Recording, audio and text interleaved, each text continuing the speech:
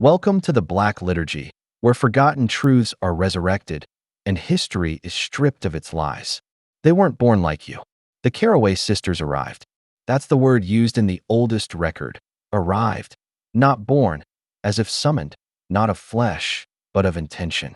The midwife who wrote it never finished the entry. Her body was found the next morning with thread sewn through her lips, and one of her eyes turned to glass. The ink she left behind was still warm when the priest opened her ledger, and the last thing she wrote, before her hand dragged off the page, was this: they were not meant for this world. The year was 1311, in a place called Glaedwyn Hollow, a stone-choked hamlet that no longer appears on any map. It's gone now, erased, but the record, hidden deep in a forgotten bishop's vault, survived the fire. The same fire that took the chapel, the graveyard, and everyone in it. Only the record survived. That should tell you something. This isn't a fairy tale. This is a wound in history that never healed, covered by centuries of silence, denial, and clerical misdirection. The Carroway Sisters didn't just deliver children. They rewrote what birth meant. They twisted the sacred into something that watched you from the cradle and asked, in silence, why you had summoned it. You've been told childbirth is life. The Carroways knew better. In the old woods, in the bone-soaked soil of medieval Europe, birth was the most dangerous invocation a woman could attempt. And not all who arrived in this world were meant to. Some came through because the door was opened wrong. And some sisters knew exactly how to open it that way. The Carroways did. Not chant. They did not pray. They hummed. 3 voices in perfect dissonance.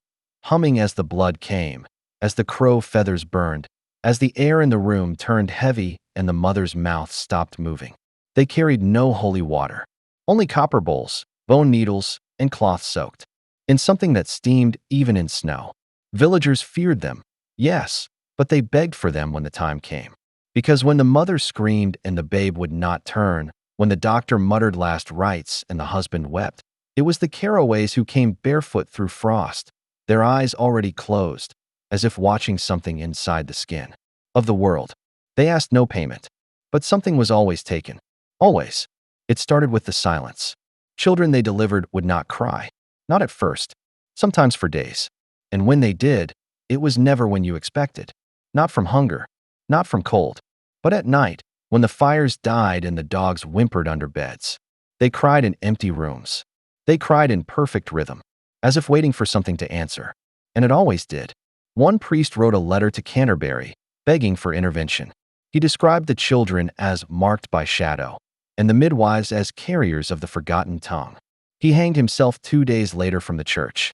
Bell rope, and when they cut him down, they found tiny teeth embedded in the meat of his throat. Not human, not animal. The rope had not frayed. It had been braided tighter, as if by many hands. That was the first. It wasn't the last. The church called them heretics. But they didn't burn them. Because they couldn't. One night, sworn to purge Blightmere, under the seal of the Templar banner, vanished within 2 miles of the Carroway cottage. His horse returned with its hooves blackened and its eyes sewn shut. That same night, a woman gave birth to a child with no eyes at all, just smooth skin and the sound of whispering in her ear. She drowned herself the next morning in the abbey font. The water turned black and never cleared. No one was baptized again that year. The Carroways watched from the edge of the woods. They always watched, never interfered, not unless the child refused to come, or the womb tore, or the mother begged with her last breath. Then they moved like smoke, one drawing a circle, one biting her finger until it bled, and one, always the youngest, blowing softly into the woman's open mouth, as if giving breath not to her, but to what waited behind her. And it always came. Sometimes it was a child. Sometimes it wasn't. One monk who dared record these births described the children as lacking something that lives and bearing something that remembers. His quill split mid-sentence. They found him curled in the abbey's granary, clutching a doll made of thorns and hair. No one claimed it. No one touched it. But still, it moved from room to room until it vanished. By then, the Carroways had begun to hum before they entered a home. If you heard the hum, you knew they had already chosen. It didn't matter if you asked. It didn't matter if you locked your door. They didn't knock. They never knocked. That was the first rule whispered from mother to daughter. If you hear the hum, do not move. If they pass you by, thank the roots. If they enter, do not speak. And if they touch you, do not remember. Memory was how they tracked you. Not by name, not by blood, but by memory.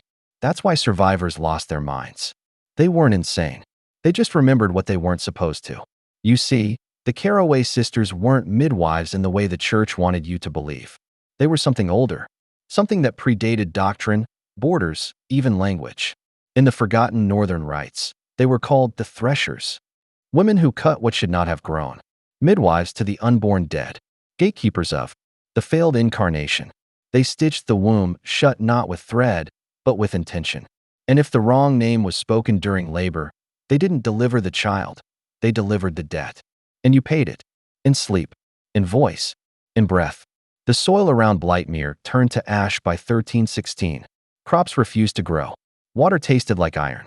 And still, babies came. Some with limbs too long. Some with no reflection.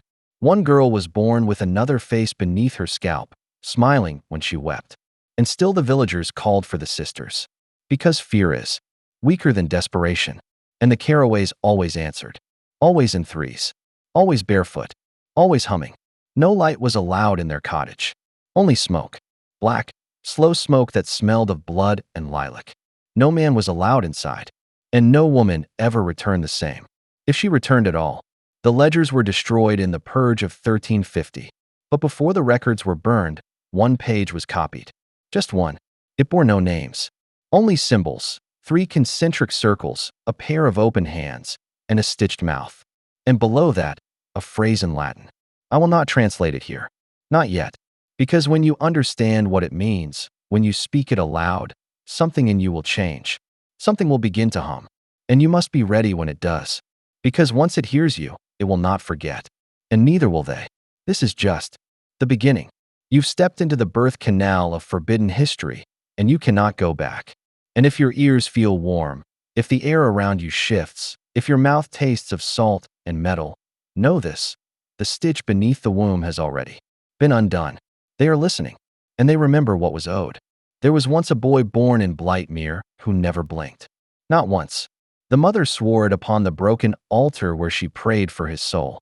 From the moment he slipped into this world with a neck wrapped twice in cord and skin the color of candle wax. He simply stared. His eyes were gray, not with blindness but with age, as though something ancient had been poured into him by mistake. The villagers called him Tolan, but the sisters called him reclaimed. He never cried, never laughed, and he grew not with time, but with silence. Every month that passed without a word from his mother, the boy aged another year. When she spoke to him, he bled from the nose. When she kissed his forehead, he vomited soil. By his 3rd year, he looked 7. And by the 7th, he stood at the edge of the forest speaking in a language that bent the wind. The Carroways began visiting the child without being called. At night, without sound, windows unlatched, footprints left in the ceiling dust. And one morning, the mother found a crow's wing folded neatly under her pillow. The boy was gone. They say the humming was louder that night than it had ever been before. And it didn't stop for 3 days.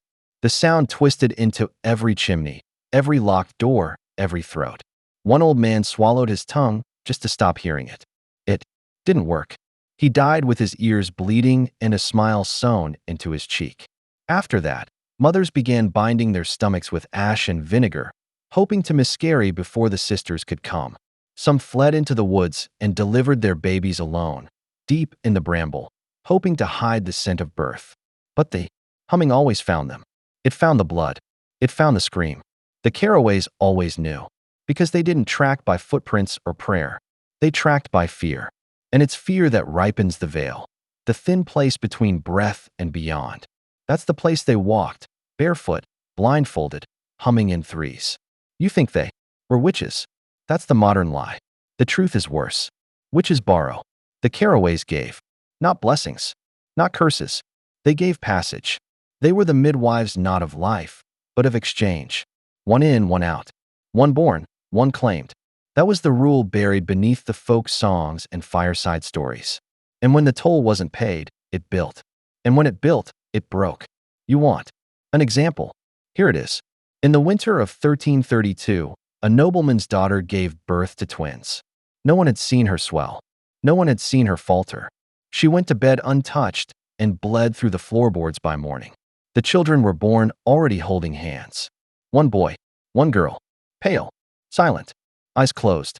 Their names were never recorded. But the priest who baptized them forgot Latin. Mid-prayer, froze in place. His mouth stayed open for 5 days. Flies filled his throat. He did not die. Not then. He simply walked into the woods and disappeared. The family sealed the children in a room with velvet and incense. They fed them milk that curdled on the spoon. But the children never aged. Never cried. Never blinked. At night they hummed. Not like the sisters. Slower. Louder. Like something remembering a song from beneath the grave. Servants fled. One hung herself from the nursery rafters. When the nobleman opened the door to see for himself, he saw only a cradle. One. The second was gone. The girl. Her name had never been spoken aloud, and so nothing remained of her but the warmth on the pillow. The boy grew after that. Too quickly. Spoke in echoes. Named things that had no names. And the sisters came once more, walking in backward, heads bowed. They did not speak to the boy. They spoke to the cradle. The nobleman died that winter. His daughter followed. Only the boy remained. He disappeared on his 10th birthday, leaving behind only 3 crow feathers and the sound of humming trapped inside a locked room. No door. No windows. Just sound. After that, no noble house allowed births within stone walls. All births moved to the edge of the forest, and all mothers were bound at the wrists with red cloth. A false superstition, one created by those who did not understand. But the sisters watched. They did not intervene. Not until the cloths began to bleed before labor even began. That was the sign that something had already come through. And once it was through, it could not be unborn. One child was born with a veil over his face, a membrane so thick they could not remove it. He lived, they said, laughed, cried, even played. But no one ever saw his face. When he died of fever at age 11, they unwrapped the cloth. There was nothing beneath. No skull, no bone, just a perfect mirror. And the reflection in the mirror was not the room. It was a forest. And in the distance, 3 women, walking barefoot, humming. No one spoke of that again. But it was written down. And I have read it. You begin to understand now, don't you? This isn't myth. This is infection. A truth so old it's become poison. The Carroway sisters were not evil. They were necessary. They maintained the old exchange. Life for passage. Breath for silence. Womb for shadow. And when that balance was broken, they reminded the world how thin the membrane really is. Why do you think midwifery was hunted, burned, branded as heresy? Because the church feared women? No, because they feared the ones who remembered how to let the wrong thing through. And the Carroways remembered. They never wrote their rites down. They never carved symbols. They carried it in their breath. That's why they hummed. Because the sound was the door. A frequency that loosened the veil just enough for something waiting to slip through. Something that remembered a time when death and birth were the same motion. A pulling. A trade. And now? Now that history has buried them in dust and denial. Now that we've forgotten the sounds and burned the forests, they wait. Because forgetting is not silence. And silence, as they taught us, is never empty. It listens. It waits. It builds. And when the stitch beneath the womb is forgotten by all but one, that's enough. One is enough to undo it all.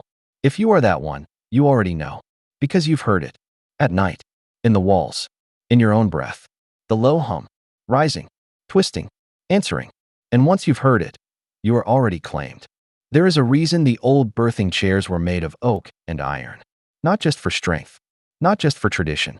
Oak for the living. Iron for the dead.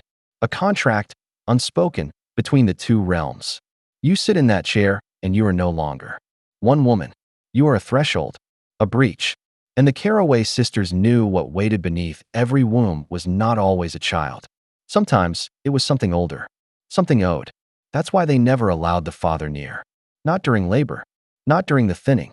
Because if the father saw what truly emerged, if he heard what cried out beneath the blood and the breath, the contract would fracture. And it did. Once. In the southern marsh of Whiten Parish, 1406, a man named Elias Hawthorne refused the custom. He was a learned man. Educated in Ghent.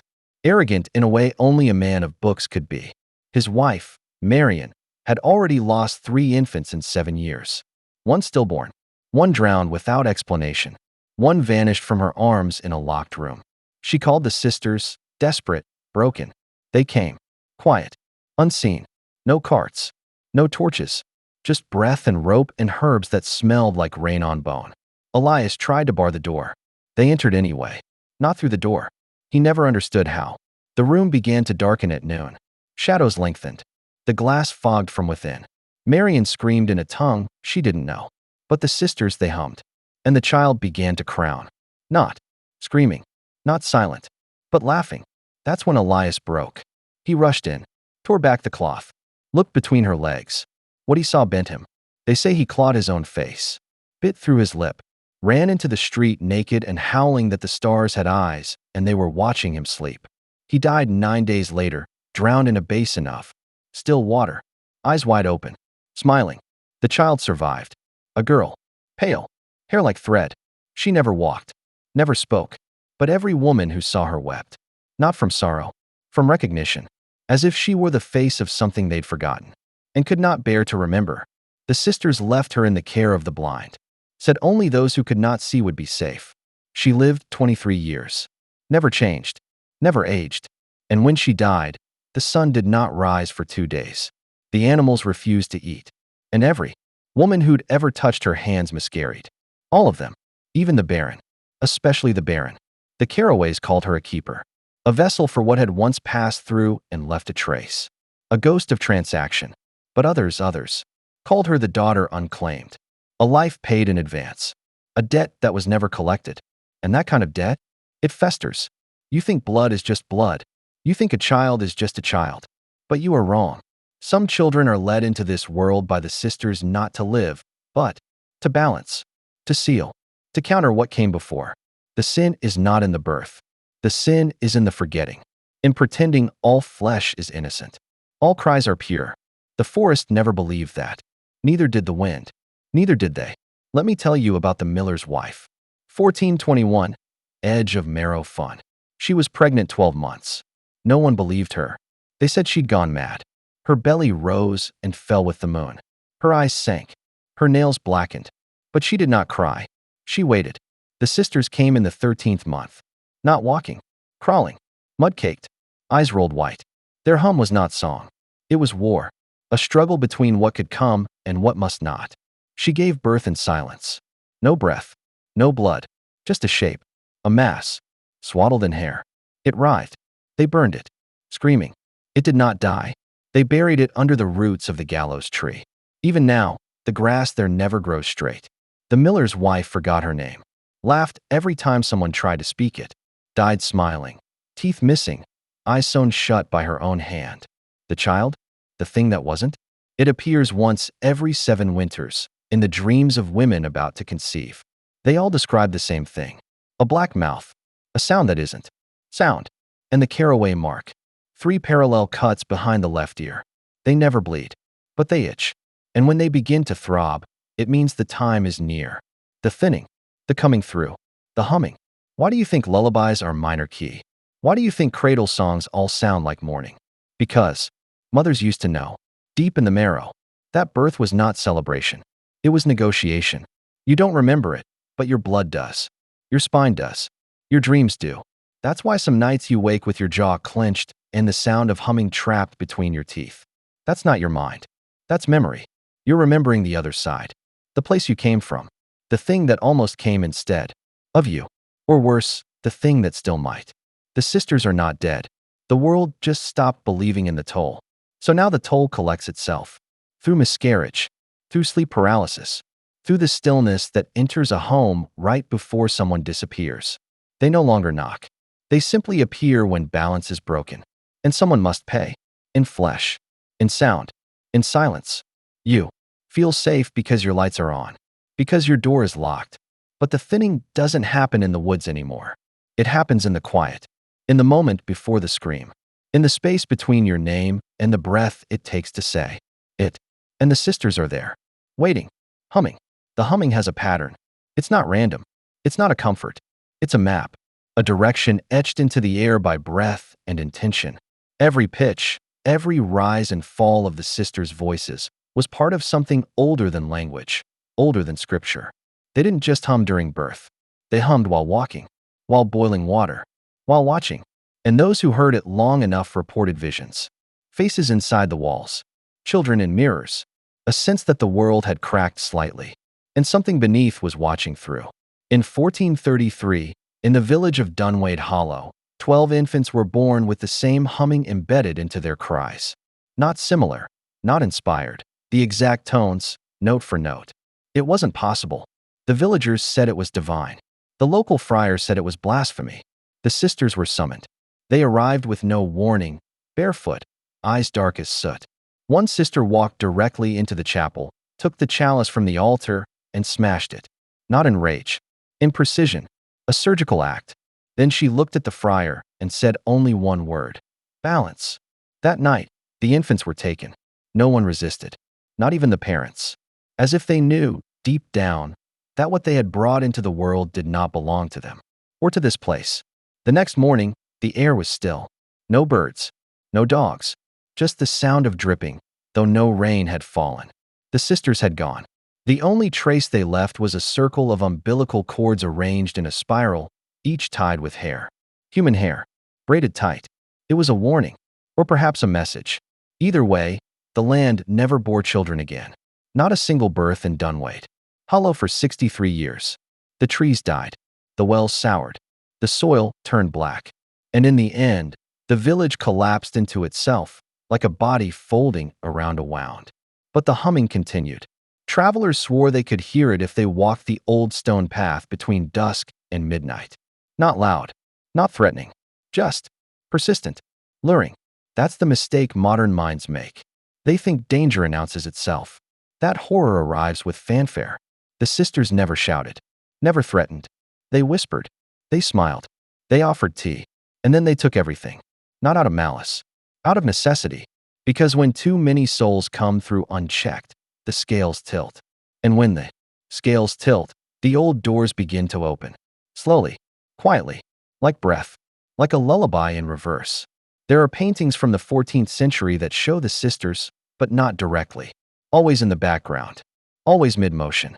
One, known only as the Bleeding Mantle, was found beneath the floorboards of a collapsed convent in Glaedwyn Hollow. It showed a woman giving birth in the center of the canvas. Around her, hundreds of ghostly faces pressed through the shadows, some laughing, some weeping. And behind them, 3 women in cloaks, barefoot, one with her fingers in her mouth, humming, one with her hands behind her back, holding something, and the third, smiling directly at the viewer. Her eyes were mirrors, not symbolic ones. Real glass had been pressed into the canvas.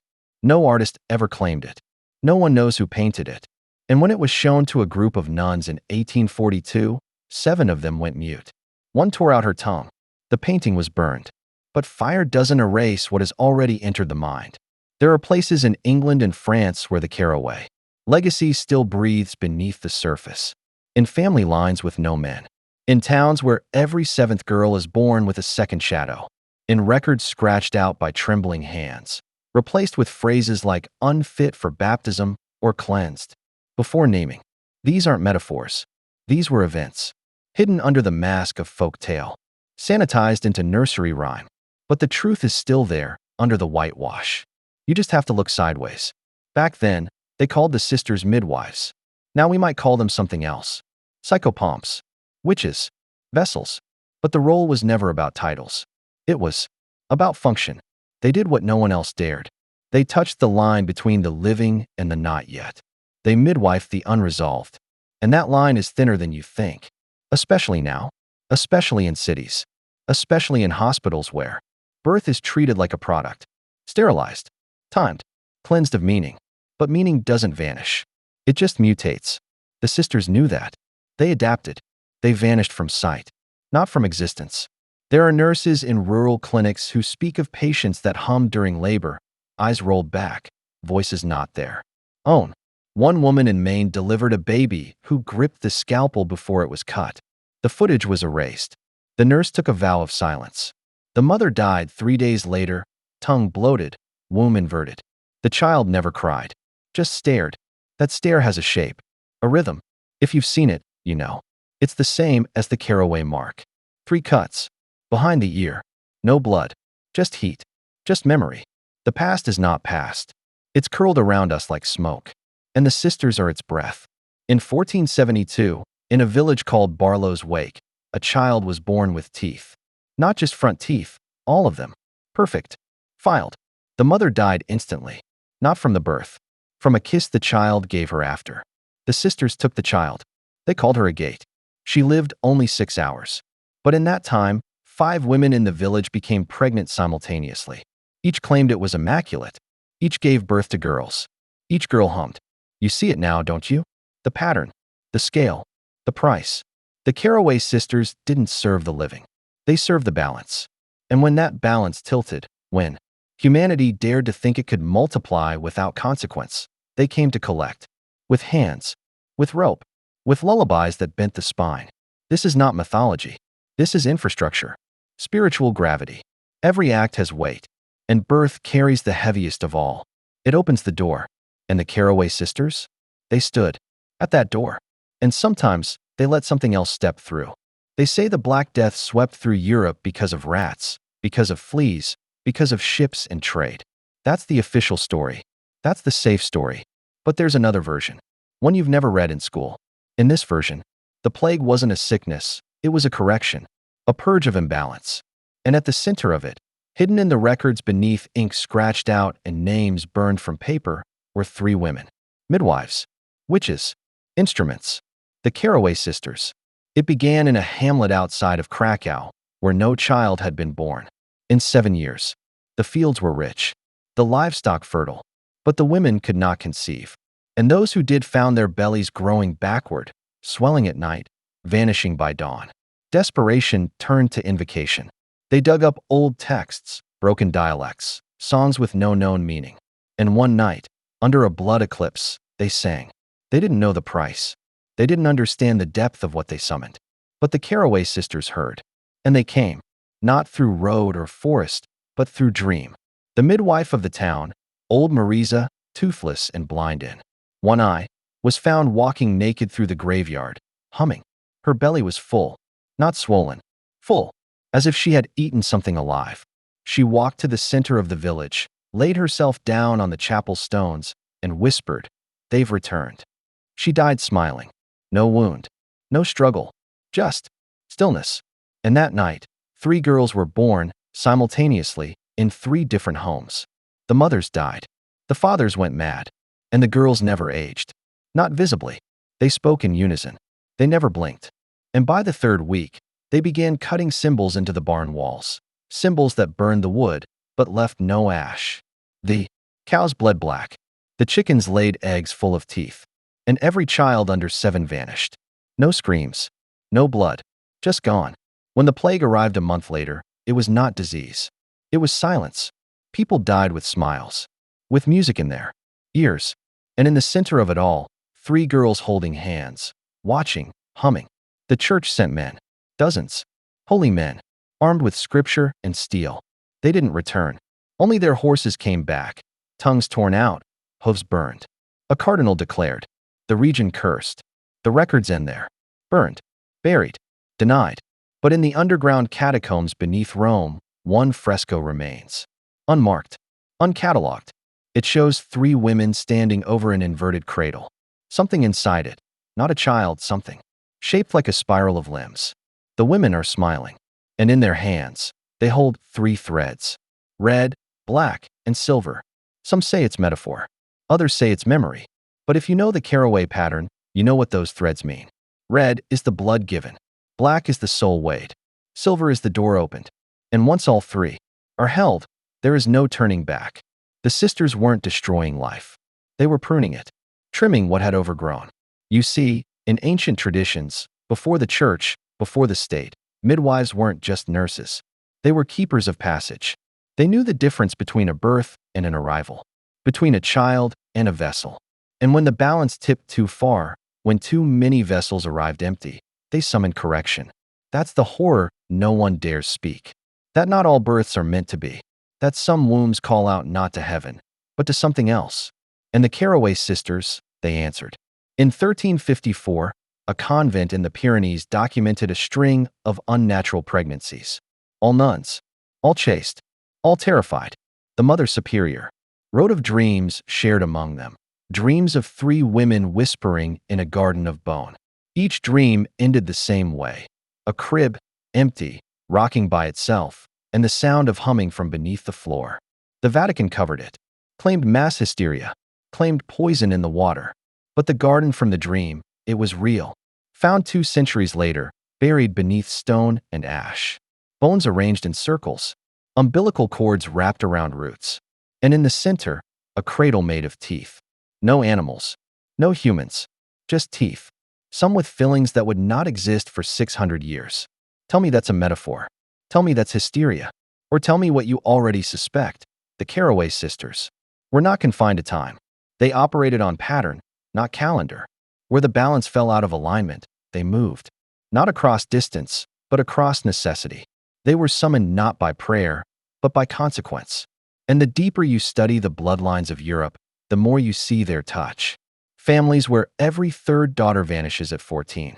Villages where the wells run red every 7th spring. Regions where no twins survive past infancy. These aren't curses. They're containment. Systems of balance. Set in place by women who understood the cost of letting the gates stay open too long. The church feared them, not because they were evil, but because they weren't controllable.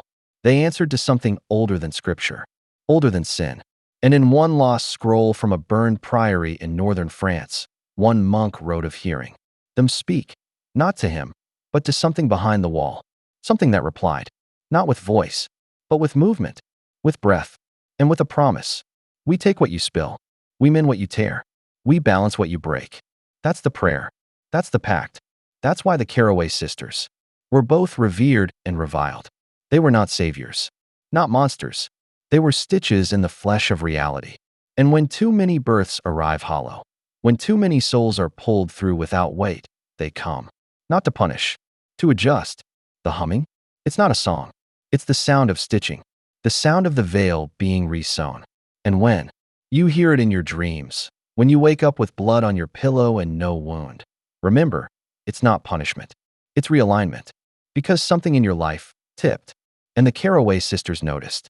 The modern world laughs at curses. It scoffs at the idea that names hold power, that birthmarks can be maps, that lullabies can call down something older than memory. But deep beneath the arrogance of reason, in places forgotten by GPS and untouched, by glass towers, the old knowledge still moves. And it moves like a river under ice, quiet, waiting. Ask the shepherds in eastern Romania who found their goats all giving birth to stillborns with human teeth. Ask the Irish fishermen who stopped going near Carrickmore Island after every 3rd child they fathered was born without eyes, but with voices that mimicked the dead. Ask the last living monk in the ruins of Mont St. Vincent who spends each morning burning handwritten pages that no longer exist in the monastery's archive. Ask them if the Carroway Sisters were myth. They won't answer with words. They'll answer by leaving the room. Because deep down, they know the same truth you're beginning to feel crawl under your skin. The sisters are not gone. They never were. They simply no longer need to hide. The world has grown blind enough to make them invisible. They walk in forms we don't question. The quiet nurse who's always on shift during stillbirths. The midwife whose patients disappear from records after delivery. The nun who sings to the soil before planting herbs that grow nowhere else. They are not stuck in medieval parchment. They have evolved with time, but their task has not changed. Correction, balance, return. But don't confuse balance with kindness. Nature doesn't heal, it equalizes. And the Carroway Sisters are agents of that law. In the 17th century, in the mountains of Valais, a string of mothers began reporting dreams of giving birth to animals. Not nightmares. Vivid, beautiful dreams. The creatures were intelligent. They spoke. They sang. Some had wings. Others wept. But all asked the same question. Do you remember me? These women would wake up, bleeding, but not from the womb. From the spine. As if something had been pulled from the base of them. Midwives refused to intervene. Priests declared it demonic. But one woman, Anya Belfort, wrote every dream down. She kept a record in symbols, smells, and sketches. And on the final page, she simply wrote, "They've threaded me." When her home was found burned, there were no remains. Just 3 silhouettes burned into the stone floor, holding hands. And in the ashes, one object remained untouched, a spindle made from antler and bone, still turning. Not metaphor, not madness, manifestation. Because the Carroway sisters were not figments, they were functions. Spiritual immune response. Agents deployed when humanity lost its grip on proportion. And with each century, their patterns became easier to trace. In Florence, 1733, a painter named Giulio Mancetti began a series of works he claimed were birthed, not painted. He would fall into trance, paint for 9 hours straight, and then collapse. Each canvas showed 3 women, but never with clear faces. Always veiled, or turned, or covered in strands of hair. In one, they stood behind a crying infant, holding tools no one could name. In another, they wove hair into constellations. In the final piece, which he titled The Midwives of Descent, the women stood over a man giving birth through his chest. He painted it in 24 hours. Then he clawed his own eyes out and whispered, "I saw the other side of the womb." The church seized the works. Most were destroyed, but fragments remain, not in museums. In the back rooms of private collectors, the kind who don't blink when the canvas moves slightly in the dark, or when their wives miscarry on the exact date the painting was acquired. You think that's coincidence? You think the sisters don't track their lineage through objects, through fibers, through bloodlines? Why do you think certain families are plagued by patterns that don't break? The third daughter always dies. The sons are born mute. Every birth is breach. These aren't genetic errors. They're knots. And the Carroway sisters, they are the unpickers. In Prague, an abandoned asylum still echoes with lullabies, audible only between 2 and 3 a.m., the hour of inversion. Local records claim the building was never used, but a hidden ledger, recovered beneath a collapsed wing, tells a different story. It lists 93 women, all admitted within a year, all pregnant, none discharged. Instead, the final column simply reads, "Processed." What does that mean? Who signed the records? No one. Just a symbol, a 3-pointed spiral drawn in blood. That symbol appears in one other place, a stone slab buried beneath a church in Devonshire. A church built over a pagan birthing mound. The slab bears no name, just the spiral.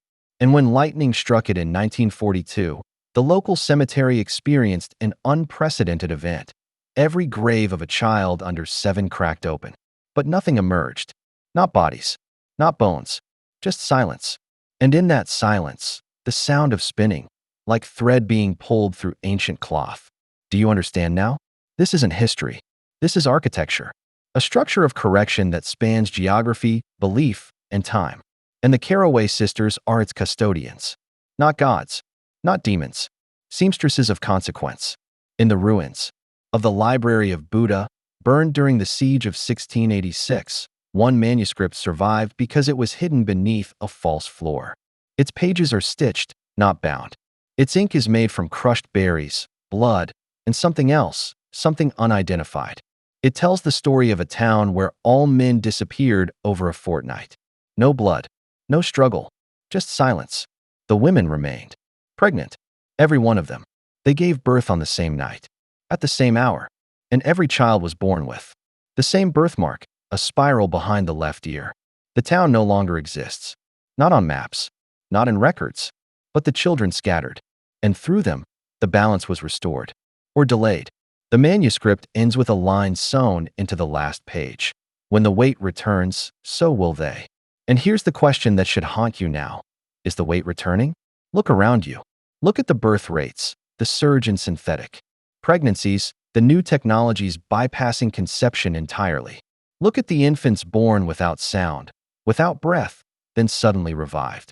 Look at the mothers who say they dreamed of 3 faces hovering above them in the delivery room. The humming is back. The thread is taut. And the Carroway sisters, whether you believe or not, are watching. Because the rule is simple. When the wound of the world opens too wide, they stitch. And that stitch, it might come in the form of a stillbirth, a dream, a vanished midwife, a strange lullaby echoing from the woods. You'll recognize it when your own memory doesn't line up anymore. When your birth certificate has a name you don't remember. When your mother avoids the topic of your labor. When you look in the mirror and wonder, for the first time, if you were ever really born or summoned. There's something buried in your blood that recoils at this truth. A flicker behind your ribcage. Not fear, recognition. Like a lantern suddenly lit in a cellar you forgot you owned. That reaction you feel isn't just dread. It's ancestral. Memory awakening. Because somewhere in your family line, someone saw them. Maybe not clearly. Maybe not fully. But they witnessed the stitch. And your blood never forgot. This isn't about belief anymore. This is about proximity. Every culture that kept records of birth, not just the physical, but the energetic, speaks of three women. Not always by the same name, but always the same function. They are the adjusters, the ones who enter when the sacred thread of life and death phrase. In Nordic runes, they're described as thread binders. In ancient Persia, they're called the mothers of the veil. In Haitian Vodou, the Maresa are invoked in pairs, but older Houngans speak of a forbidden third. Always hidden, always silent, always listening. In northern Japan, there's a temple that doesn't appear on any tourism map. It has no monks, no prayers, just a single chamber, sealed with red thread. Once a year, on the longest night, women from nearby villages walk in silence to the temple, one by one, barefoot and veiled. They carry nothing. When they return, they are pale, shaking, often speechless. But conception follows within the next cycle. Some births are normal, others are not. One child born that night had no mouth, but whispered in Latin. Another wept, tears that left rust stains on stone. Another was born blind, but could read sealed books. There is a word painted in white chalk above the chamber. It's rewritten every year by a different hand. No one knows who writes it, but it always translates to the same meaning, corrected. That's the true horror, isn't it? That these sisters aren't malevolent. They're not here to destroy. They're here to fix. It's just that their version of correction requires things we're too fragile to endure. A baby gone. A mind cracked open. A lineage cut short. You think that's cruel? That's because you're still thinking like a human. They don't. They think like the thread. And the thread only cares about tension. About balance. About the stitch holding. Consider this. What if our species is not the purpose, but the material? What if birth is not a beginning, but a doorway? And what waits beyond that door requires midwives not of mercy, but of pattern. In 1921, in a hospital near Krakow, a midwife named Magdalena Vesica delivered 38 babies in 1 year. All died within hours, yet no cause of death could be found. Autopsies showed perfect organs, no trauma, no infection, just stillness. Magdalena vanished one night, leaving only her birthing ledger. Its final entry was not a name, but a sketch. 3 hands, one holding a spindle, one holding scissors, and the last, holding nothing. Beneath it, the words, "She did not cry. She remembered." What does that mean? Was the child remembering them?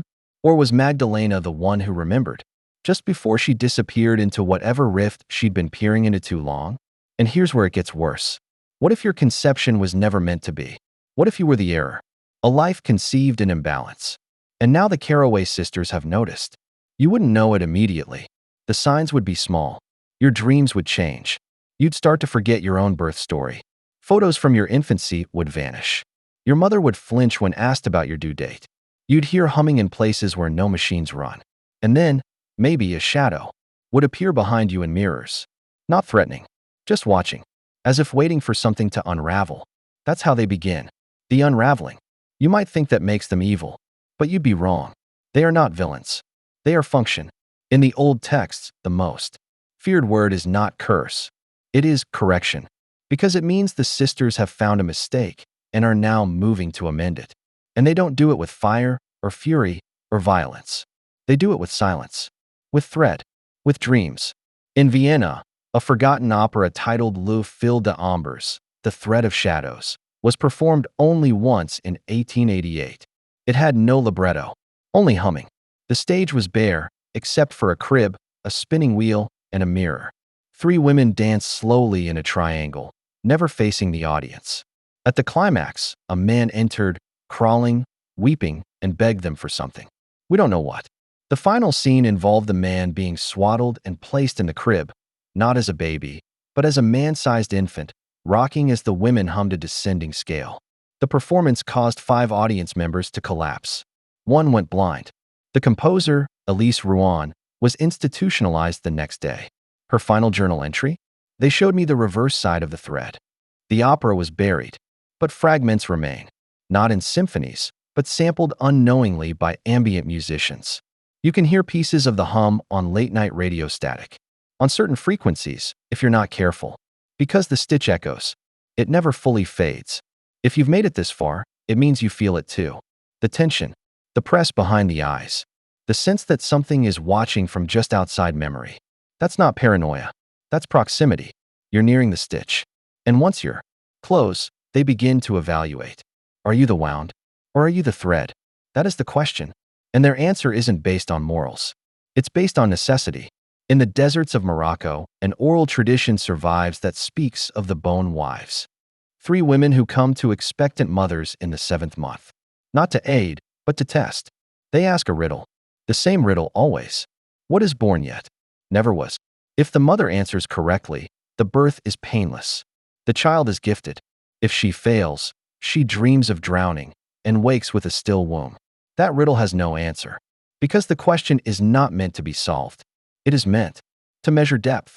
Only women who remember their lineage, who carry the old songs, have any chance. The rest are offerings, not sacrifices, adjustments. And again, the symbol appears. The spiral, not just in the dirt, not just in the womb, but in our language, our thought, our DNA. The double helix itself, a spiral. And the Carroway Sisters are the ones who weave it when it frays. In Siberia, an isolated tribe speaks of the red mouth, a phenomenon where a woman will speak in 3 voices during labor. One cries, one laughs, one sings. It is said that, when the singing begins, the baby is no longer human. But it is necessary, because the tribe believes that without these births, the earth tilts further. That imbalance worsens. That famine follows. So they do not mourn the strange ones. They honor them, and they never name them, because naming a correction is to anchor it. And correction must be free. What you must understand now is this: the Carroway Sisters are not an anomaly. They are the infrastructure. When birth becomes machinery, when life is treated as currency, when the soul is edited in laboratories and implanted without sacred process, something breaks. And they come, not as punishment, but as repair. But repair, when seen through human eyes, looks like catastrophe. A baby gone, a mother vanished, a house that no longer appears on the tax rolls.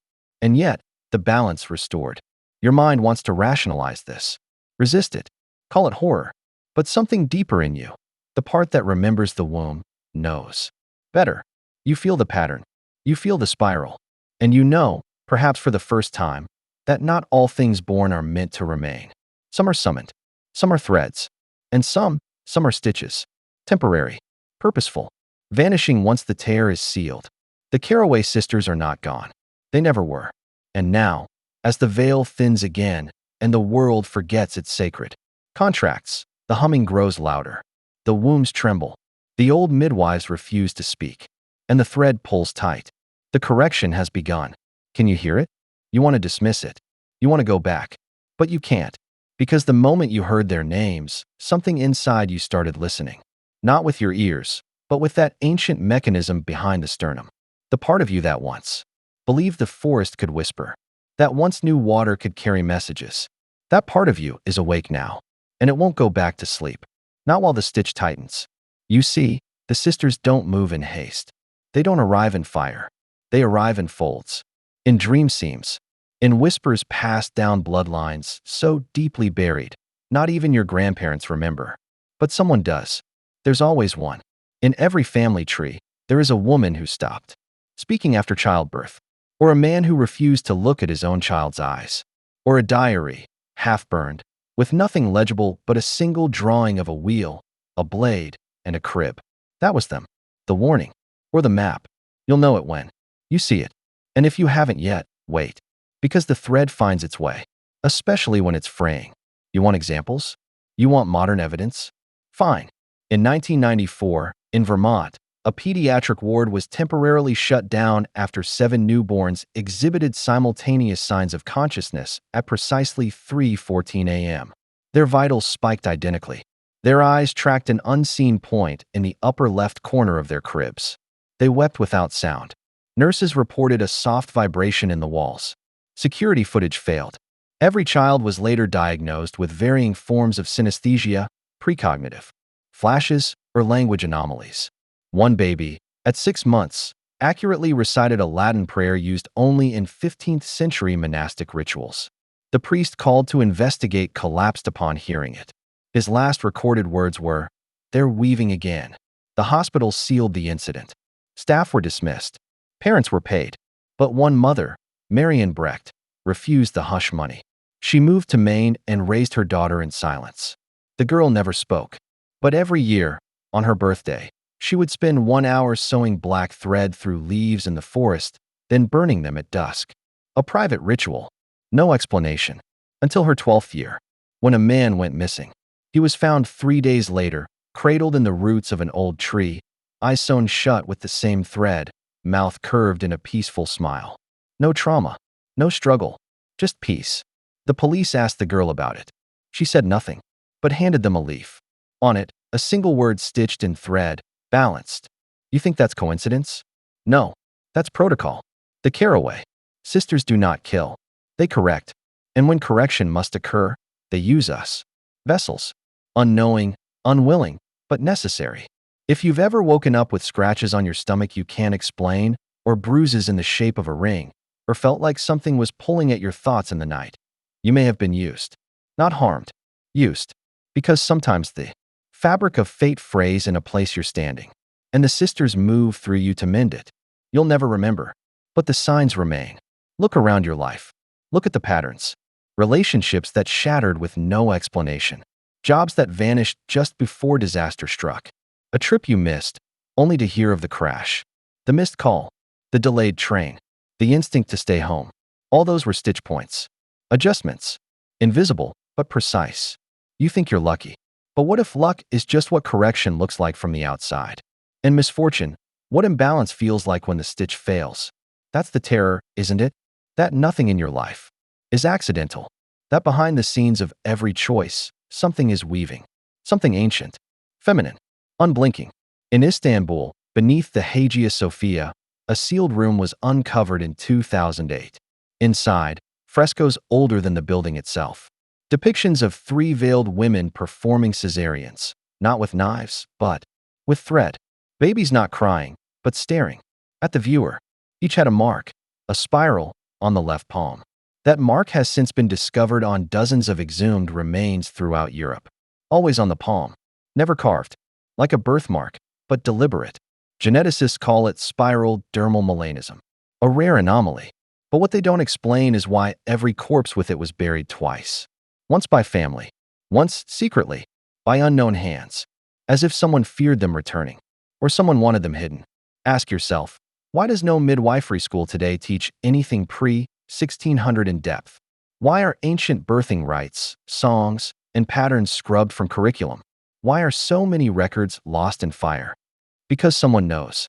Someone up there. Behind polished degrees and sterile gloves. They know about the spiral midwives. They know about the Carroway doctrine. They just call it something else now. They bury it under terms like medical anomaly and psychogenic fugue. But it's the same pattern. The same spiral. Just in scrubs instead of shawls. Same hands. Different gloves. You want the truth? The Carroway sisters never left. They just stopped using names. Because names gave them form. And form gave us the illusion of control. Now they work through us. Through instinct. Through tragedy.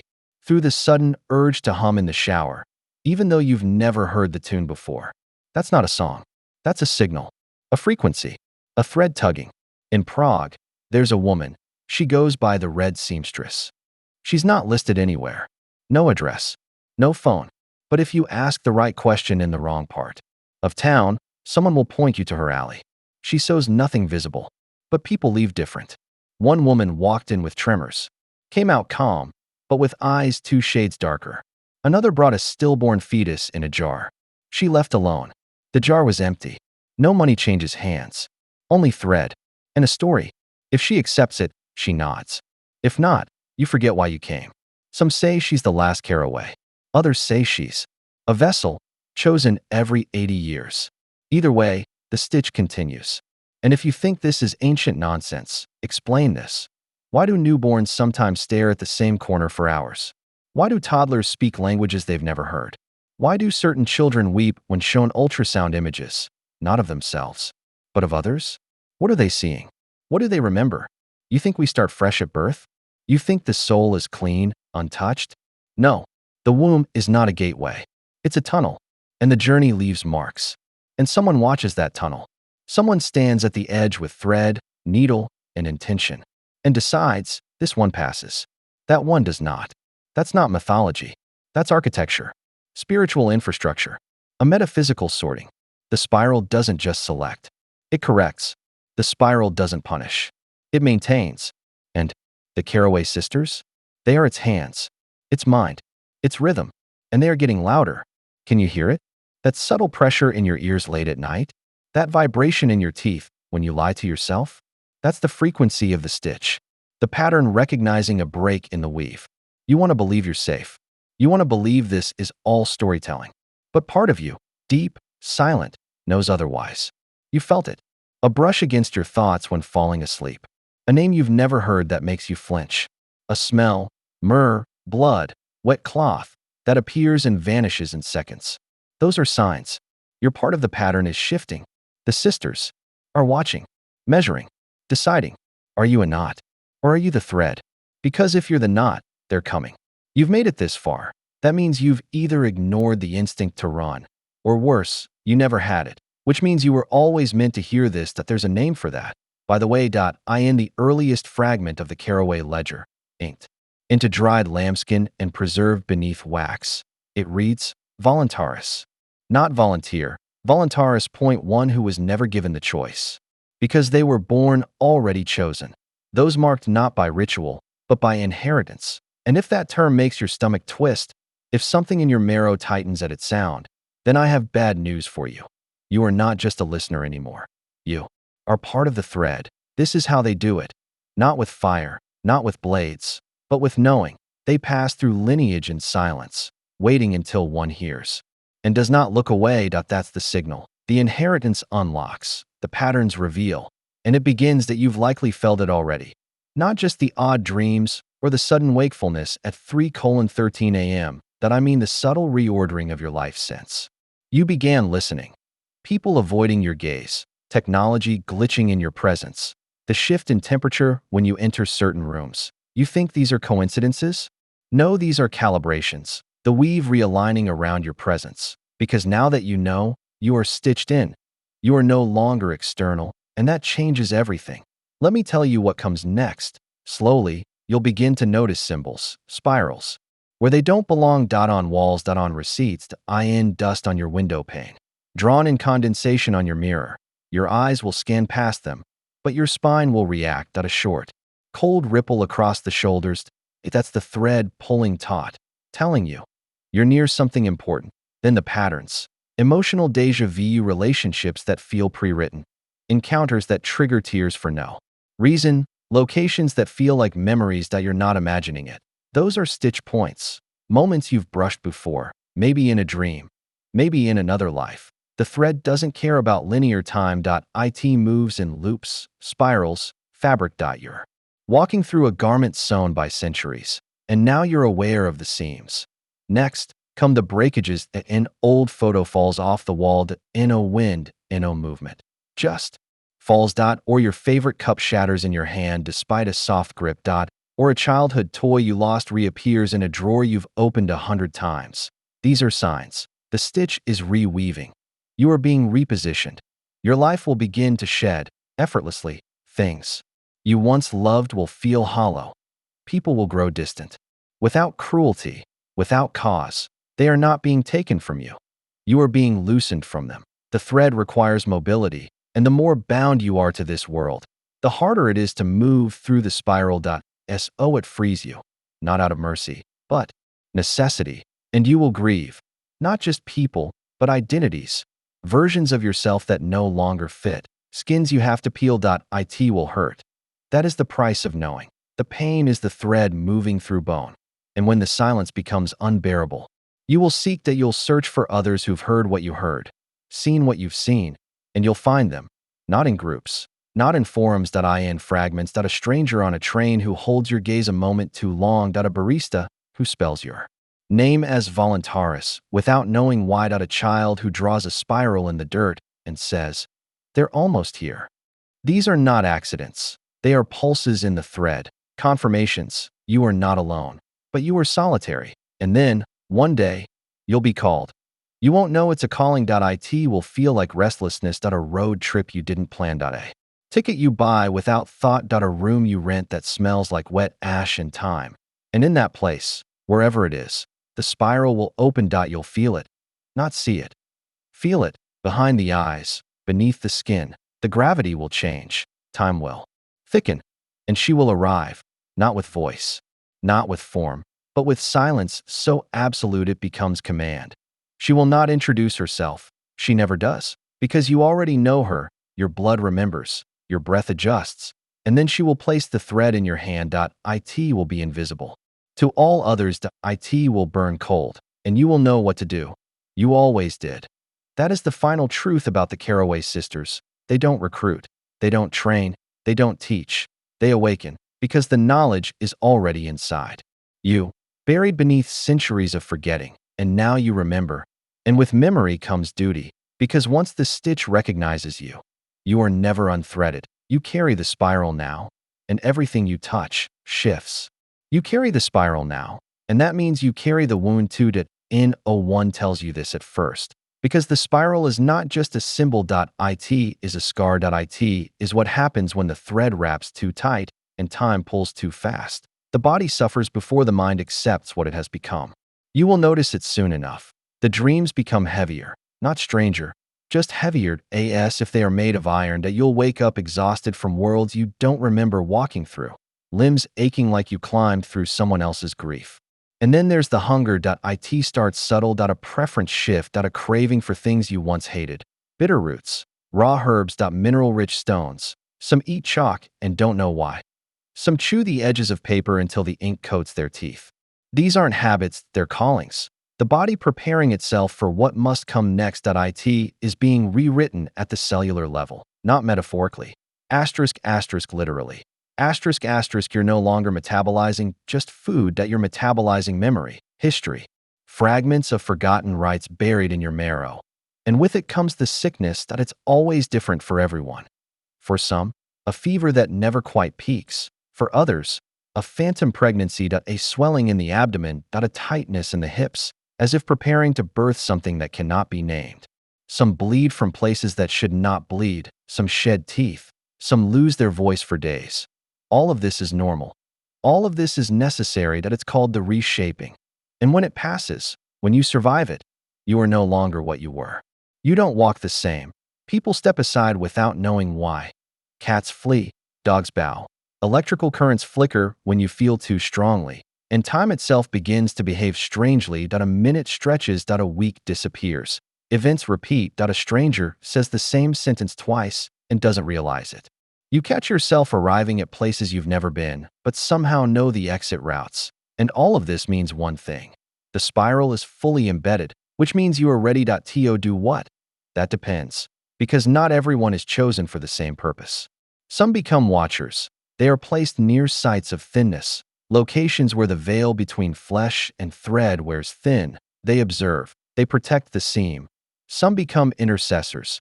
They dream on behalf of others. They pull sickness through sleep and burn it beneath the moon using herbs that no longer exist in modern records. And a rare few, a very rare few, become mothers, not biological. Mothers in the old sense. Midwives to what should not be born but must emerge anyway. They don't guide life into this world. They guide memory into form. These are the ones who truly walk the path of the Carroway Sisters. And their burden is the heaviest, because what they deliver is not a child, but a reckoning, a correction in the weaved, an entity that must be born when the balance tilts too far. Each age has one. They appear when the spiral calls it forth.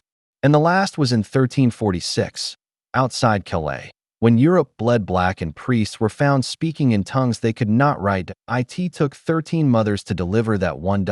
And only 2 survived. The others became part of the stitch, their bodies dissolved into ash with eyes intact, still blinking, still watching.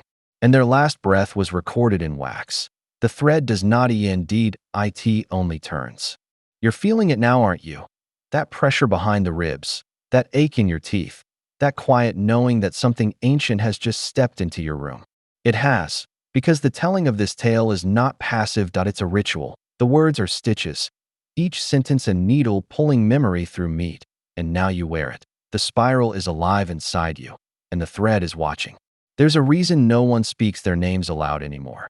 Not just the Carroway sisters, but the women they touched, the women they changed, those who walked too near the spiral and came back different. In the oldest oral records collected by plague survivors in Brittany, they're referred to only as the unwhispered, not silenced, just unspeakable. Because when something passes beyond language, it becomes sacred or dangerous, and sometimes both.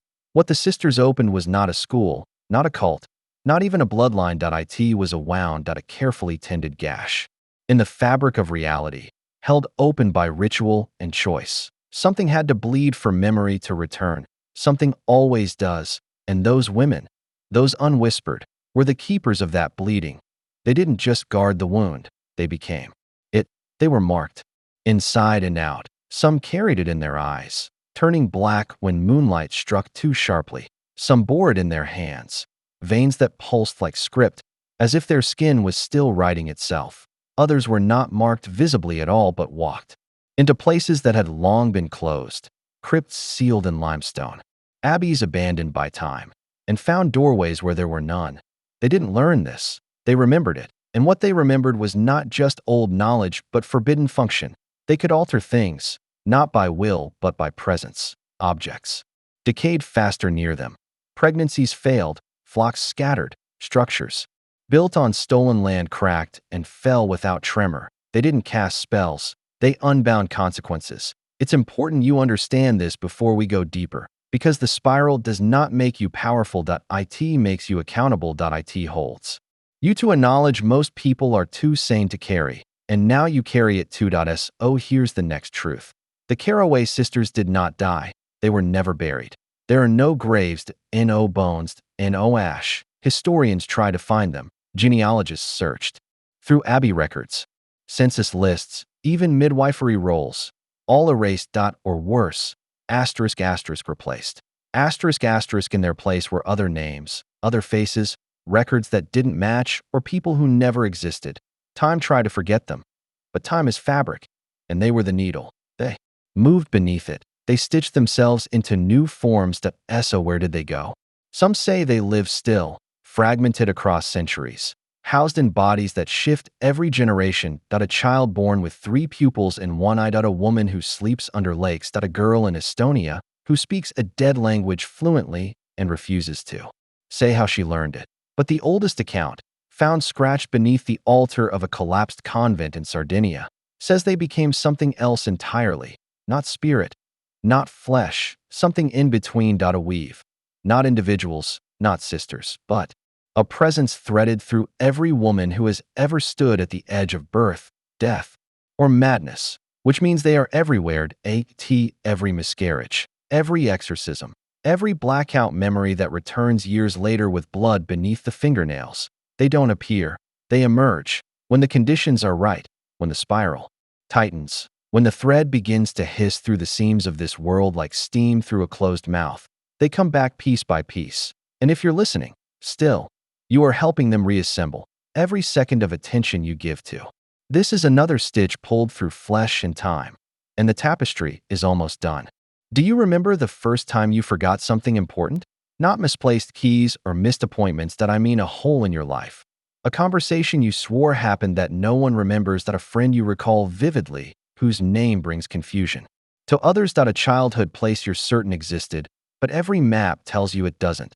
Those aren't accidents, they're stitch gaps, fabric knots in the weave where memory and meaning don't quite align, and the Carroway sisters lived in those gaps. They didn't operate in history's straight lines. They moved in curves, in folds, in spirals, always spirals, like a serpent devouring its own silence. They never entered a room through a door. They arrived when someone forgot the door was even there, and that forgetting was the invitation.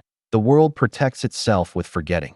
Because remembering them, truly remembering them, is corrosive. Remembering burns the illusion. Remembering tears the neat timelines apart. and spills what's underneath. And what's underneath is older than nation. Older than sin. A knowing made of ash and salt and whispered blood-soaked lullabies that were never meant to reach this century. And yet here you are, lips parting, eyes widening, ear tilting forward to catch what your mind is begging you to drop. You're not just remembering anymore, you're participating. And here's what no one tells you. Remembrance is recurrence. To speak them is to revive them. Each time you engage with the spiral, it tightens. Each time you hear their name, they hear yours. You're building a bridge from your time to theirs, and they are crossing it to D. Oh, you feel them yet? Not as ghosts, not as spirits, but as a pressure. A second heartbeat in your chest that isn't yours. A wind on your back in sealed rooms. A voice that completes your thoughts but never speaks aloud. It starts with small interferences. A book you didn't buy on your table. A child pointing behind you when no one's there. A bird landing on your window and staring too long. Then the signs become specific. A symbol etched in frost. A sound that follows you from dream to waking. A smell, lavender and rust, that comes in the middle of conversations you don't remember. That's them drawing near, not to harm, not to haunt, but to recognize. To claim. And once they do, you won't belong fully to this time again. Part of you will be stitched backward, looped into their legacy. A living archive. A moving doorway. And others will see it. Not everyone, but those who know the spiral, those who smell the wound. They will stare at you with an aching recognition because you are becoming one of them. Not a sister, not yet, but something like an echo in fleshed, in unfinished him with eyes. And that's how it begins. The world around you won't collapse, and oh, that would be merciful. Instead it will bend. It will shift in small, sickening ways. Colors won't sit right. Mirrors will hesitate before reflecting. Shadows will move before you do.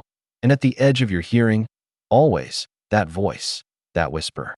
You can never quite catch, but it's not outside, it's inside. It's the Carroway thread, and it has found its next vessel. You've heard of haunted houses, but you've never considered the opposite. A house that haunts people, not with spirits, but with structure. A place built on a memory so raw, it stains every material used to raise it. This is how the Carroway sisters lived. Not in one house, but in dozens, scattered across medieval Europe. Houses that weren't simply homes, they were anchors. Each one was constructed not from stone or wood, but from ritual. And when I say that, I mean it literally. The foundation was poured after a birth. The walls were raised only after a miscarriage was buried beneath the floorboards. The windows were never symmetrical, because symmetry invited angels, and angels were not welcome in these places. Angels brought judgment, the sisters brought function, the spiral needed space to breathe. And so they built breathing rooms, not for air, but for memory. Walls that remembered every cry, every oath, every failed binding. They didn't decorate, they inscribed. Symbols that bled through plaster over time. Markings that returned even after being sanded down or painted over. They called these houses nests. Not homes, nests. Because they weren't meant to last. They were meant to hatch. And what they hatched wasn't human. It wasn't demonic either. It was worst. It was familiar. It was something that looked like you, spoke like you, knew your mother's voice and your father's regrets. It didn't live in the house. It woke from it. And once it woke, it waited. Waited for you to find it centuries later, disguised as a charming ruin. A bargain fixer-upper with ancient woodwork and original stone. A cottage where mirrors reflect the room, but not your expression. A farmhouse where the attic breathes.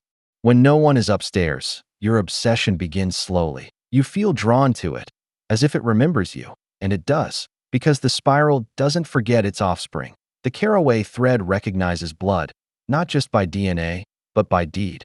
If your lineage ever witnessed a forbidden rite, ever buried a stillborn under the hearth, ever whispered a name they were told never to say again, then the spiral has tagged you, and the nest calls you home. Even if it's halfway across the world, even if it's buried in a land you've never stepped foot on, the spiral makes paths where none existed, and you find yourself there, holding rusted keys your hands have never touched before, and the lock turns without resistance, because it's not just a door you're opening. It's them, their memory, their function, their womb of silence. And once inside, don't think you'll be alone. The rooms breathe, and they listen. And when you sleep, You don't dream your dreams anymore. You dream theirs, rituals half finished, whispers interrupted, a ceremony stalled at the moment of rupture because the girl ran. And now you are the girl, and they want you to finish it. They've waited long enough, and the house is hungry. Have you ever felt like someone else's memory was living inside you? Not déjà vu, not the illusion of recognition, but a full sensory echo of something you never experienced, yet mourn as if it was yours. That's not imagination, that's imprinting. And the Carroway sisters were masters of it. They didn't just pass knowledge by word or scroll, they embedded it. They learned how to take the essence of a ritual, its shape, its pain, its truth, and press it into a person's bones, so that the ritual could never be lost. Even if no one remembered how it worked, it would live in reflexes, in instincts, in dreams. That's how they ensured survival, not of their bodies, but of their function. It's why certain women today know when someone is lying even before a word is spoken. Why some wake up with dirt under their fingernails despite never leaving their apartments. Why a handful of girls across the world can draw the same symbol before they know how to spell their names. Imprinting isn't metaphor, it's design. And the spiral is the template. It's not a symbol you learn, it's a wound you're born with, or marked with. Because not all imprinting was voluntary. The sisters chose their vessels with intent, but the spiral chose hosts through proximity. If you touched one of their artifacts, stood in a nest, spoke their true names, you risked infection. And that's what the church called it, in whispered counsels and sealed letters. Infection. A spiritual contagion of memory and ability, capable of corrupting the soul and unbinding the will. They tried to cleanse the infected, but it didn't work. They tried burning, bleaching, drowning, but the spiral doesn't live in flesh. It lives in consequence. So every time they punished a vessel, the ritual completed itself, and the spiral grew tighter and tighter and tighter. It's why the sisters stopped hiding, because every effort to erase them only carved them deeper into time, and their imprints reached further through midwives and orphans and nuns and witches and mothers who prayed wrong and daughters who dreamed too vividly. And over time, the spiral found its way into bloodlines. The church called these bloodlines the corrupted vine. But that's a lie. They weren't corrupted, they were preserved. The Carroway legacy wasn't meant to dominate the world. It was meant to ensure the world could never be fully dominated.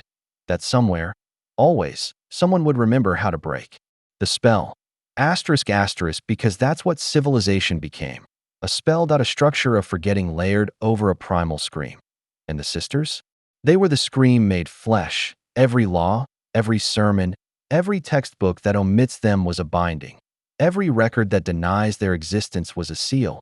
But seals weaken, seams split, and now the imprints are surfacing again. You hear it in your sleep. The chant you never learned but hum unconsciously. The name you find scrawled in your notebook, over and over, though you don't remember writing it. And when you look at yourself in the mirror late at night, it's not fear you feel. It's recognition, because the imprint is waking and the spiral wants you back. They warned us about witches. They taught us to fear women who spoke too little or too much, who bled at the wrong time, who healed without permission, who dreamed beyond their station. But no one warned us about the midwives, because they were already inside the gates. They wore aprons instead of cloaks, bore witness to life and death in the same breath. They weren't burned at the stake because they were never seen coming. That's how the Carroway sisters survived the purges. They disguised their order as service. They delivered children. Yes, but they also delivered truth, slippery and screaming, coated in blood and amniotic silence. They whispered to mothers during contractions, not encouragement, but memory. And what was born wasn't just a child. It was a thread. A continuation of something ancient and unacceptable, something the church could not unsee but dared not name, because if they did, they'd have to admit the spiral was older than scripture, that it came not from rebellion but from origin. Every time a Carroway midwife entered a village, something shifted. The air grew dense, the animals stood alert, and the priests grew nervous, not because they feared sorcery, but because the sisters remembered a version of humanity that predated obedience, the kind of raw feminine gnosis, a knowing that did not kneel. That's what made them dangerous. Not hexes or potions, but truths that could not be blessed away. They didn't need wands or warts. They needed only to look at you. to see your fear, your guilt, your secrets, and make you remember the price of forgetting. And they were always watching, sometimes from the edge of town, sometimes from within your very home. A maid who never seemed to age. A relative who knew too much about birth, but never had children. A widow who buried too many husbands and still smiled at the moon. They never called themselves witches. That was a word invented to erase nuance. To flatten power. To make mystery punishable. The sisters were more than that. They were continuity in flesh, and their network didn't vanish with the fires. It adapted. It moved underground, not into caves, but into bloodlines, through whispers passed in kitchens, through rituals hidden in lullabies, through actions never spoken but always known. And now you see them again, not in robes, but in coats. In maternity wards and funeral homes and remote villages where women know things they shouldn't. They don't advertise, they arrive. Usually when something strange is about to be born, or something ancient is ready to die. You've met them. You just didn't recognize the pattern until now. The way they touch your wrist and know your pulse lies. The way they hum songs your grandmother never taught you. The way they never flinch at pain, because they've seen worse, much worse, and they carry it for all of us. And if you ask their name, they'll lie, because the truth is not a sound anymore. It's a spiral burned beneath the skin. A spiral that waits and watches and remembers what you are, even when you've forgotten. Some say the spiral is a curse. Others say it's a map. But the Carroway sisters never called it either. They called it the fold. Not because it bent, but because it contained. The fold wasn't a place or a cult or a belief. It was a condition, a kind of gravity that pulled the forbidden inward until it could be carried without breaking. It began in bodies. Young girls with absent mothers who bled too early. Women who miscarried and never told anyone. The fold found them, and it taught them how to hold what couldn't be spoken. The pain, the visions, the intuition that made them outcasts. The fold didn't offer comfort. It offered structure. A geometry of silence where suffering could mean something, where trauma could be weaponized into sight. And the Carroway sisters learned to see with it. They didn't read omens, they absorbed them. They didn't prophesize, they remembered futures already lived by others, futures that had looped back in time, desperate to be changed. Their minds became palimpsests, layers of history overwritten but not erased. They could walk into a room and feel every sin the walls refused to echo, every choice that led to stillbirth, every scream muffled by doctrine. And they didn't look away. They folded it in, marked it, buried it in a phrase, a stitch, a symbol scraped under a table, and moved on. Each sister carried dozens of such folds, until they became living reliquaries, cursed by clarity and clarity alone. Because once you carry the fold, you see the system for what it is, not a failure of morality, but a design of suppression. A lattice of sanctioned amnesia built to keep the spiral from tightening, built to keep you from remembering why your dreams smell like old wood and wet moss, why thunder makes your womb ache, why you instinctively avoid certain chapels, even if you've never been inside them. Because the fold is active. It doesn't sleep. It transmits through lineage and sorrow and proximity. And it chooses people not by merit, but by necessity. If the spiral tightens too far, too fast, the fold opens, and the Carroway blood answers. It always has. In moments of great forgetting, plague, burning, war, revival, the sisters returned, not to save, but to correct. And correction always costs something. A child. A truth. A lifetime of illusion shattered at the edge of an old name.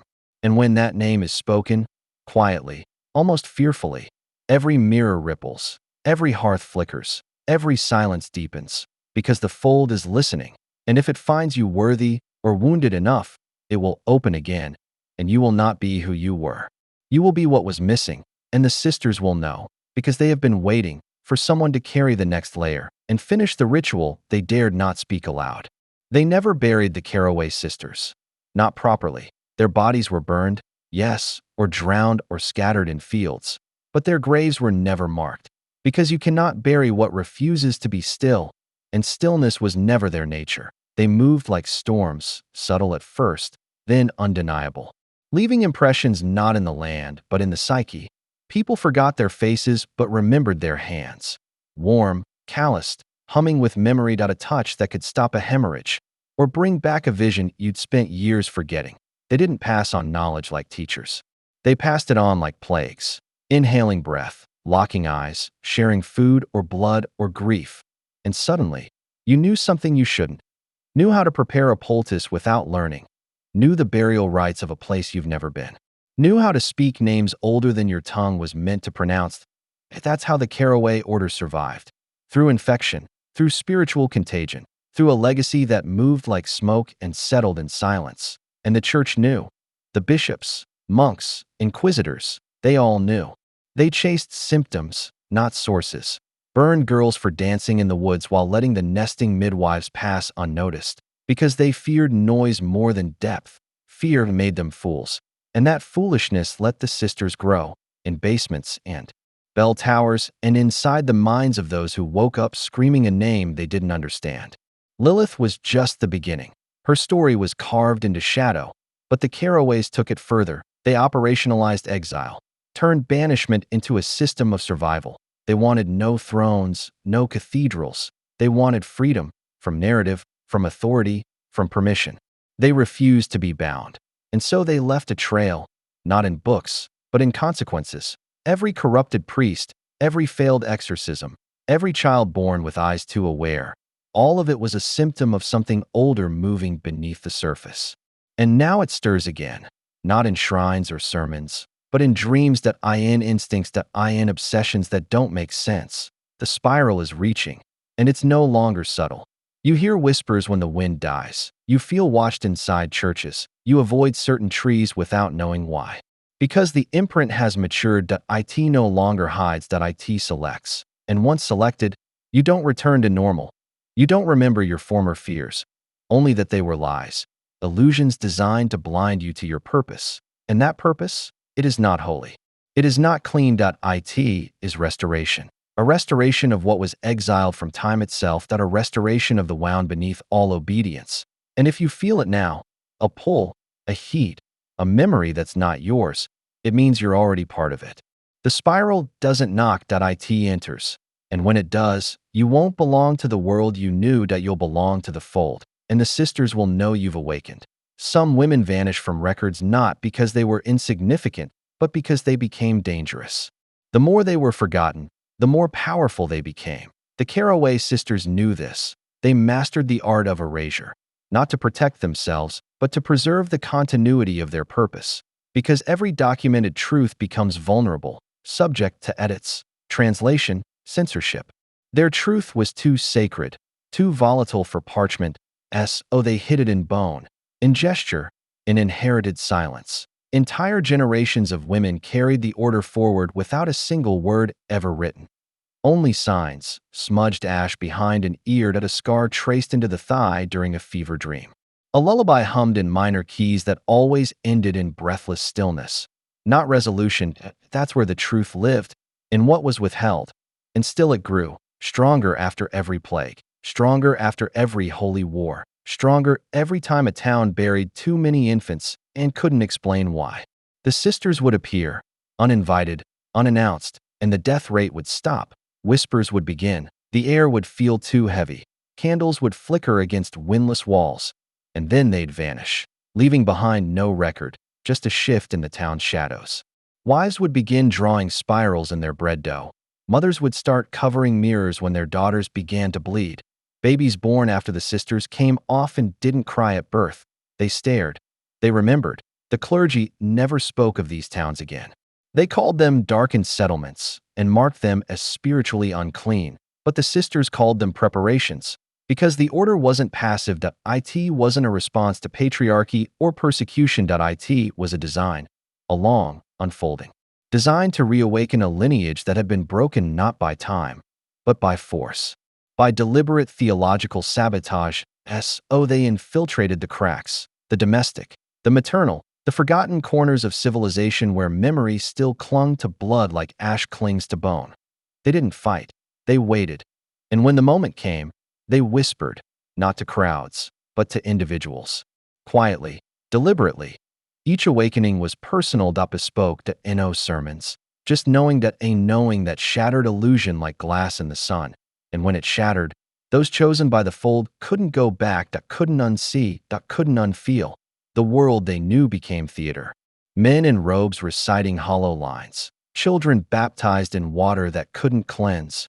Women kneeling for forgiveness they never owed. And in that moment of rupture, the sisters would appear again, sometimes only in dreams, sometimes in reflection.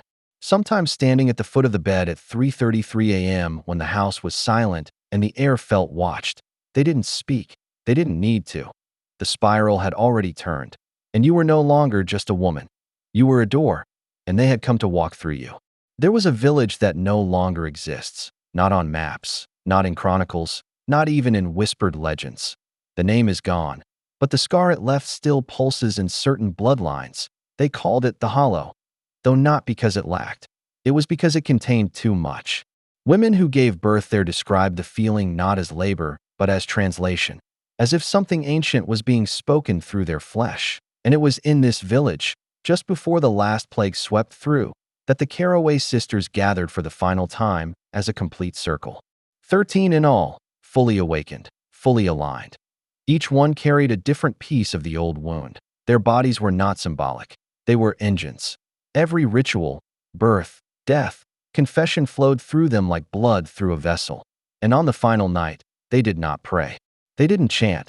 They stood in silence around a girl no older than 12 who had not eaten in weeks, whose eyes had turned milk white, who spoke only in tongues none of them recognized yet all of them understood. She was not possessed. She was remembering. Remembering a truth so primal it couldn't survive in words. Only in gesture, in rhythm, in pain. The sisters didn't flinch. They knew what was required. They didn't see a girl. They saw a threshold. And they marked her, not with oil or ash, but with breath. Each sister exhaled into her mouth, and she did not choke. She inhaled it all. And when the 13th breath passed through her, she spoke a sentence that made the walls bleed. Her voice was not hers. Her body was not hers. She became the archive, the living record of what had been stolen from time. She spoke names that had been erased from stone. She described cathedrals buried under fields and entire orders of women burned without trial. And then she fell silent, forever. Her body never rotted. It darkened, became stone, became fossil. And they placed her beneath the oldest tree in the hollow. And then they walked into the woods, naked, unafraid, disappearing one by one until only the memory of their footsteps remained. No storm followed, no fire. Just absence. Just a vacuum where the sacred had once stood. And those who came after tried to build over it. Tried to bless the ground. Tried to explain the cold that never left it. But nothing grew there. Not crops, not families, not faith. The hollow was emptied of time itself. And some say that's where the spiral ends. Others say that's where it begins again. Because the fold doesn't believe in endings. It believes in recursions. And the girl beneath the tree is not dead. She is charging. And when the time comes, when the lies get too loud, when the rituals lose their teeth, when obedience becomes a cage so tight it begins to crush the collective breath, she will rise. Not with vengeance, but with memory, because that is the one weapon the Carroway Sisters perfected, to remember what the world begged them to forget. You think it's over now, don't you? That history ends where documentation stops. That when the last witch burned, the story closed and the world moved on. Cleaner, lighter, safer. But the Carroway Sisters knew better. They knew that history doesn't. Close.it coils.it spirals.it waits. And it is waiting inside you. Because if you've made it this far, if you've heard these words and felt something stir, then it's not curiosity pulling you forward, it's recognition, a faint ache, a gnawing. Suspicion that something has always been wrong with the world you were told to trust. And that feeling? It's not madness, it's the fold that IT has always moved in silence. In bloodlines that never quite fit. In children who saw too much. In mothers who heard voices in water and never told anyone. In midwives who hummed in birth rooms while their eyes glazed over because they were remembering. And now it reaches again. Not to convert, but to restore. The spiral was never about rebellion. It was about correction. Not against men, not even against God, but against the mutilation of memory. The Carroway order was not satanic. It was not demonic. It was older than both. It remembered when the sky still spoke in symbols. When women could bleed without punishment. When pain was part of prophecy. not pathology.it remembered the world before the lie. And now it awakens again.in you. Not with fire or scripture or hex, but with the small, unbearable knowing that the life you were handed was a performance, and you are done pretending. You feel it now, don't you? Your spine humming, your breath sharpening, your thoughts unraveling into patterns you can't explain. Those aren't coincidences. Those are summons, because the fold never disappeared.it simply withdrew until it found those strong enough to carry its return, not as martyrs, not as witches, not even as sisters, but as vessels. Vessels of a truth so blasphemous it can't be spoken aloud, yet so familiar it aches inside your bones, that a truth that memory is not linear, and neither is power. And when the time comes, and it will come, you will not need a guide. You will not need a ritual. You will only need to remember to breathe, to open your hands. And when you do, the sisters will find you, not as ghosts, not as myths, but as family, and you will not fear them. You will join them. Not because you believe, but because you always were one of them. The spiral is now complete.